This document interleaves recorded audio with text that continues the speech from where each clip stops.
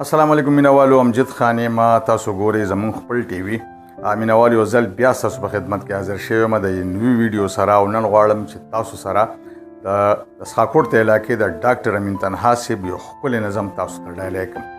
دا یقینا چې خوښ به مو شي او ستاسو موږ سره دا مرسته وي چې تاسو دا چینل سبسکرایب کړئ، لایک کړئ او شیر یې هم کړئ. ډېره مننه. ډاکټر امین تنها صاحب دا وایي چې په موده پس مې نن تر غوږو شو بیا هغه آواز تپوس پوښتنه جوړ تکړه و خیر په خیر چې وشول. په موده پس مې نن تر غوږو شو بیا هغه آواز تپوس پوښتنه جوړ تکړه و خیر په خیر چې وشو. یوې لمحې له خاموشي غوندې شو هر څه تم شول. لکه مودې له ودرېدلي وي د وخت نبضونه په دغه وخت د خاموشۍ په دغه ګونګه ژبه ډېرې خوږې ترخې خبرې وې روانې وې خو دا خاموشي دغلته ختمه شوه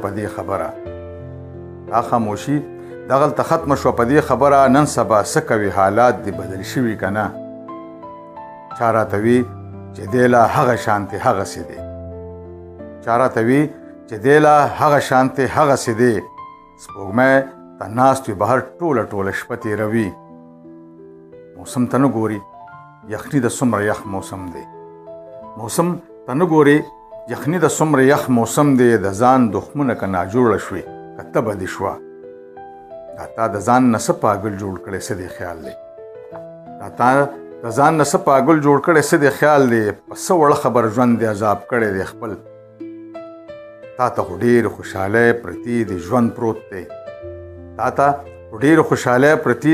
پروت دی ګور چې بیا درنه خبر نشم چې داسې کوي. رښتیا سبق ته چېرته ورسېدو څه دې حال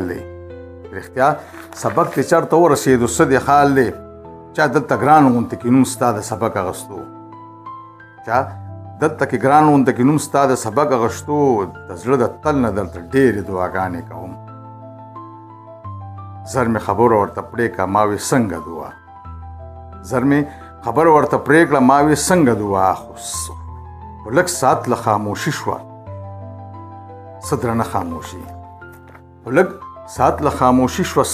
خاموشي په غرې ونیولې جړغونې مړغېجن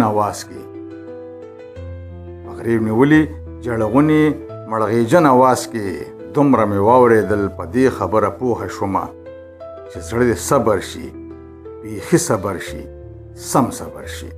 عجیب مینوالو دا د ډاکټر امین تنها صاحب ډېر ښکلی نظم چې ما تاسو سره شریک کړو او مینوالو زه بیا تاسو ته وایم چې دا چینل تاسو سبسکرایب کړئ، لایک کړئ، د ویډیوګانې شیر هم کړئ.